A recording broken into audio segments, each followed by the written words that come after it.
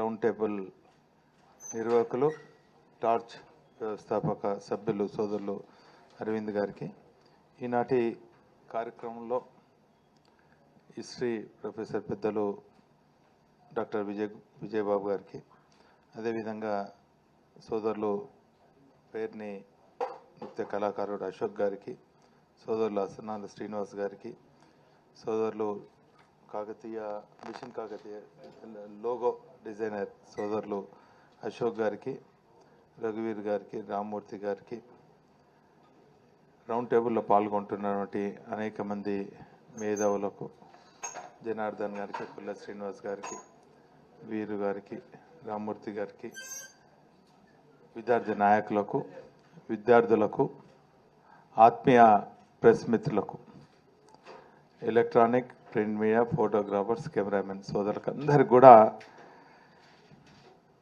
Torch సభ్యులకు అందరికి కూడా పేరు పేరున హృదయపూర్వక నమస్కారాలు. ఈరోజు ఈ సమావేశానికి విచ్చేసింది ఒక బాధ్యత ఉన్నటువంటి పౌరునిగా, వరంగల్ ప్రాంత బిడ్డగా, కాకతీయుల నాటి చరిత్రను రాబోయే తరాలకు కూడా తెలిసే విధంగా చేసే ప్రయత్నంలో భాగంగానే ఇక్కడ రావటం జరిగింది.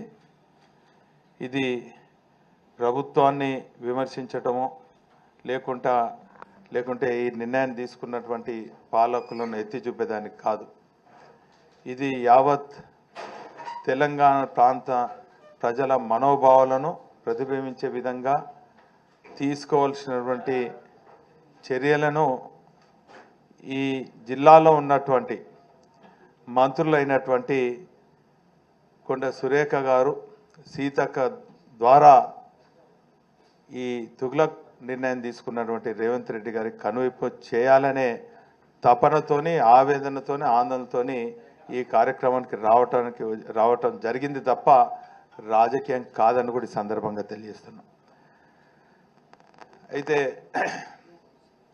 ఇంతకుముందు పెద్దలందరూ కూడా కాకతీయుల చరిత్ర కానీ, ఆర్చ్ లోగో విషయం కానీ, లేక చార్మినార్లో ఉన్నటువంటి దాని విశిష్టత, దాని గొప్ప చరిత్రను చరిత్రకారులందరూ కూడా చెప్పడం జరిగింది. టార్చ్ సభ్యులు అరవింద్ గారు మనకు డిజిటల్లో కూడా చూపడం జరిగింది. ఇదేదో కాంగ్రెస్ పార్టీ నిర్ణయం తీసుకున్నదని కూడా నేను భావిస్తలేను. చరిత్ర పైన అవగాహన లేని ఒక పాలకుడు, లేకుంటే ఒక తెలంగాణ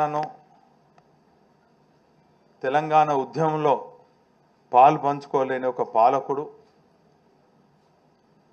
ఈ తెలంగాణ చరిత్రను మలిపేయాలని ఒక దుశ్చర్యకు దోహదపడుతున్నటువంటి ఒక వ్యక్తి ఈ నిర్ణయాన్ని తప్పని చూపే ప్రయత్నం చేస్తున్నాం. ఈరోజు ఎంత బాధేస్తుందంటే, ఇంత గొప్ప చరిత్ర అంటే కాకతీయులు అగ్రవర్ణానికి చెందిన కాదని చరిత్రకారులు చెప్తున్నారు. అంటే ఒక అగ్రవర్ణాల్లో రాజులు అహంకారపూరితంగా కొన్ని చేయొచ్చు, కానీ ఇక్కడ కాకతీయుల సామ్రాజ్యంలో ఎక్కడ కూడా అహంకారపూరితంగానో ఆధిపత్యంగానో చేయలేదు. అది ముమ్మాటికి ఈ కాకతీయులు పాలించినటువంటి ప్రజల అవసరాలను దృష్టిలో పెట్టుకొని, వారి బాగును దృష్టిలో పెట్టుకొని, వారు ఆ ప్రాంతంలో ఉన్నటువంటి ప్రజల మనోభావాలను అనుగుణంగానే వారు అనేక కార్యక్రమాలు చేసిన తప్ప ప్రజా వ్యతిరేక చర్యకు పాల్పడలేని కూడా చరిత్రకారులు అనేక సందర్భాలలో చెప్పడం జరిగింది. లిఖితపూర్వకం కూడా మనకు కనబడుతుంది. వాస్తవంగా చెప్పాలంటే ఇంతకు సోదరులు చెప్పినట్టు వీళ్ళ పరిపాలన అంతా కూడా 3 టీల మీద ఆధారపడి ఉన్నది. టెంపుల్స్, ట్యాంక్, టౌన్స్ అనేది ఎక్కడైతే టౌన్ ఏర్పడుతుందో అక్కడ ఆ టౌన్లో ఉన్నటువంటి ప్రజానికానికి అప్పుడు వ్యవసాయమే ఆధారం కాబట్టి ఆ వ్యవసాయానికి ఆధారమైనటువంటి మరి వనరులు నీరు కాబట్టే ఆ నీరుకు సమకూర్చేదానికి ట్యాంక్స్ కూడా నిర్మాణం చేయడం జరిగింది. సరే, ఇంతకుముందు విజయబాబు గారు చెప్పినట్టు మూఢనమ్మకమా గాఢనమ్మకమా అంటే ఒక మనిషికి కావలసినటువంటి ఒక ఆలోచన విధానాన్ని ఒక సానుకూల దృక్పథం ఏర్పడాలంటే ఒక గుడి, ఒక బడి, ఒక ప్రశాంతత ఉండాలనే ఉద్దేశంతో ఆ రోజు మరి టెంపుల్స్ కూడా నిర్మాణం చేయడం జరిగింది. ఈ కాకతీయుల పాలన చూసినట్టయితే అనేక చెరువుల పక్కన మనకు ఆలయాలు కనబడుతుంది. ఉదాహరణకు మా ఒడ్డపల్లి ఉన్నటువంటి ఒడ్డపల్లి చెరువు పక్కన ఆ రోజు నిర్మాణం చేపట్టినటువంటి శివాలయాలు.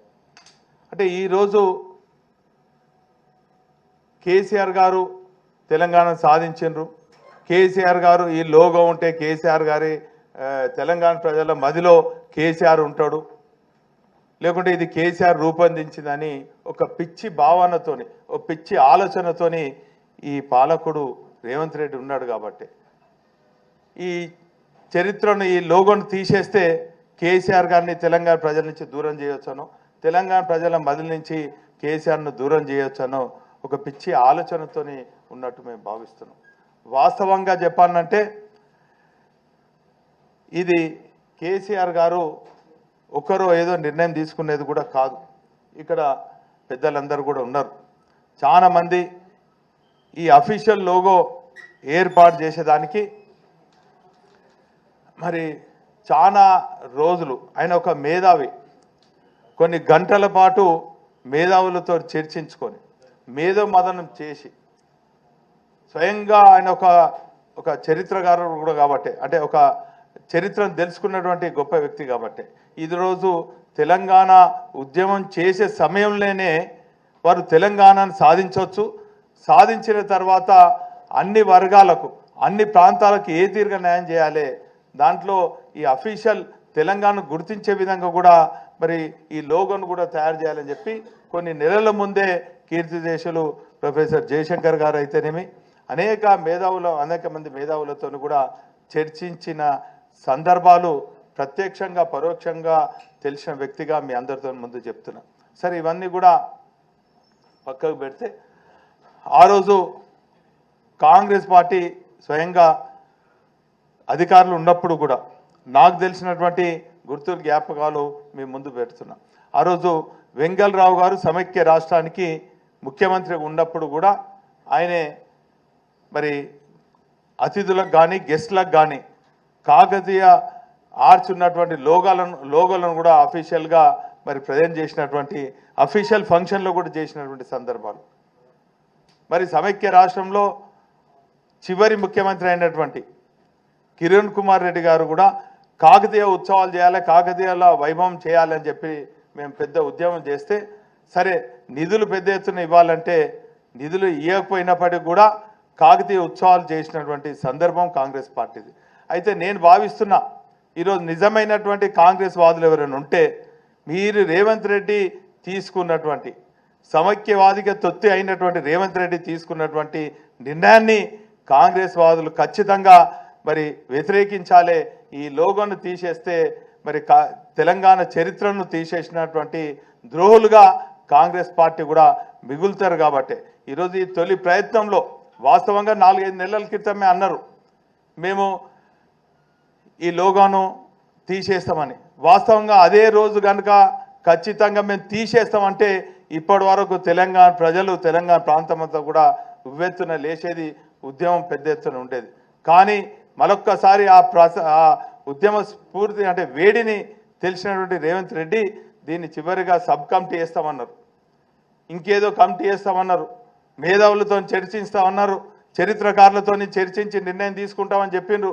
ఆ రోజు వారు తీసుకున్నటువంటి క్యాబినెట్లో నిర్ణయం తీసుకోగానే మేమందరం కూడా పెద్ద ఎత్తున చరిత్రకారులు అనుకోండి, తెలంగాణ వాదులు అనుకోండి, మా పార్టీ అనుకోండి, పెద్ద ఎత్తున ఉద్యమం చేపడతామనగానే దాన్ని చల్లార్చేదానికి నేను ఒక సబ్ కమిటీ వేస్తాను, నేను మేధావులతో చర్చిస్తాను, నేను చరిత్రకారులతో చర్చిస్తాను, అప్పుడే నిర్ణయం తీసుకుంటా, ఇది మరి నిర్ణయం ఫైనల్ కాదని చెప్పి చివరికి 2 రోజుల ముందు మరి ఈ కార్యక్రమం తీసుకోవడం జరిగింది.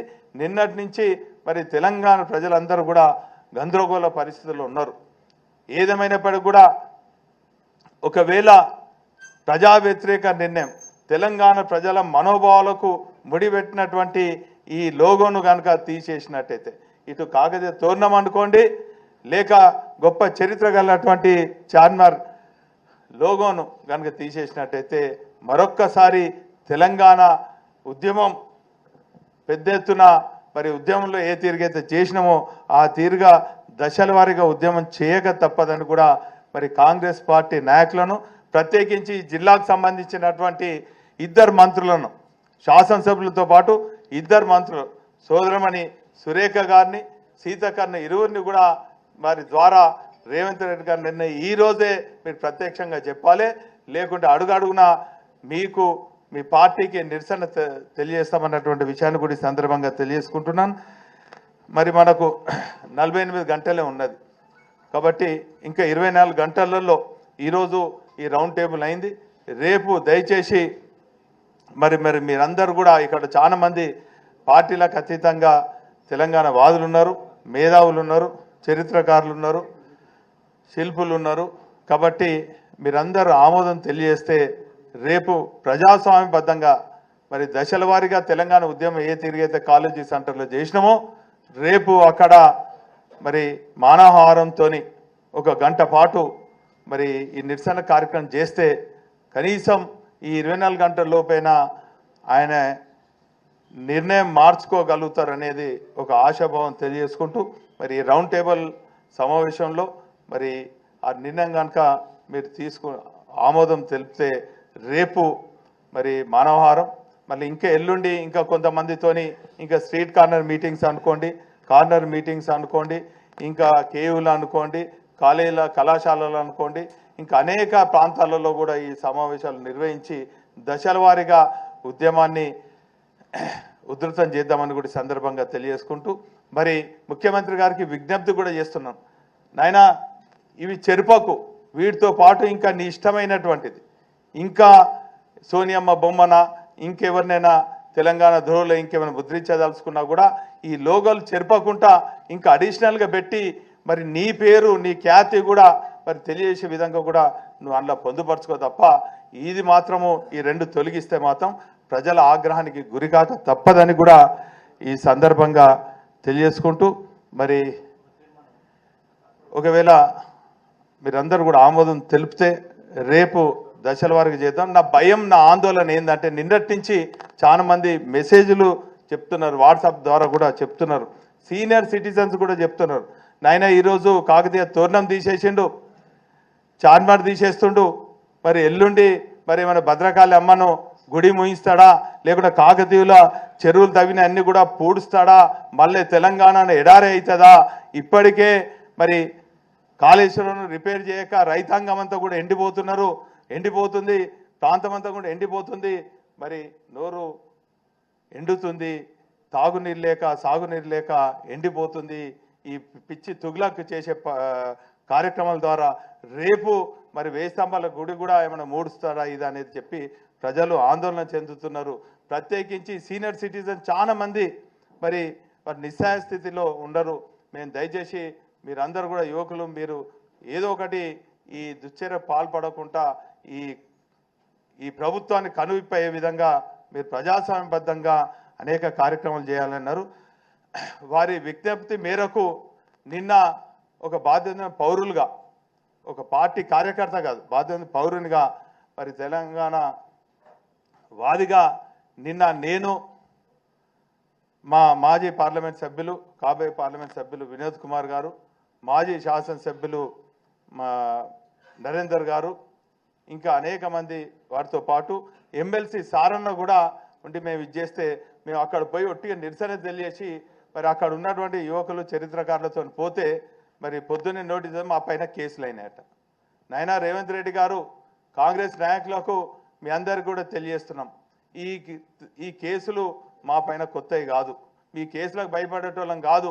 తెలంగాణ ఉద్యమంలో తెలంగాణ సాధించే వరకు మరి ఏ తీరుగైతే ఉద్యమ స్ఫూర్తితోని మరి మీరు ఆ రోజులలో పెట్టినటువంటి అనేక అక్రమ కేసులకు భయపడకుండా ఏ తిరిగైతే ఉద్యమం చేసినామో ఖచ్చితంగా ఈ తుగ్లక్ నిర్ణయం వెనుకకు తీసుకునే వరకు కూడా ఖచ్చితంగా మేము పోరాడతాం.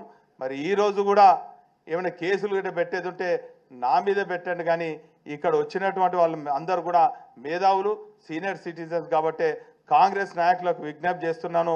ఏమైనా మీకు కక్ష సాధింపు ఉంటే నా పైనో లేక మా పార్టీ నాయకుల పైనో కేసీఆర్ పైన తీసుకోగాని ఈ తీరుగా చేయొద్దని కూడా ఈ సందర్భంగా తెలియజేసుకుంటూ విజ్ఞప్తి చేస్తూ హెచ్చరిస్తూ, మరి రేపు మీరు మానవహారం ఓకే అనుకుంటే మాత్రం ఈ రౌండ్ టేబుల్ సమావేశం ఏకగ్రీవంగా తీర్మానిస్తే మీరు ఖచ్చితంగా రేపు 10 గంటలకు, ఎందుకంటే ఉద్యమం అంతా కూడా మరి కాలేజీ సెంటర్ పైన అయింది కాబట్టి ఆ తీరుగా రేపు మానవహారానికి మీరందరూ కూడా సిద్ధం కావాలని విజ్ఞప్తి చేస్తూ సెలవు తీసుకుంటారు.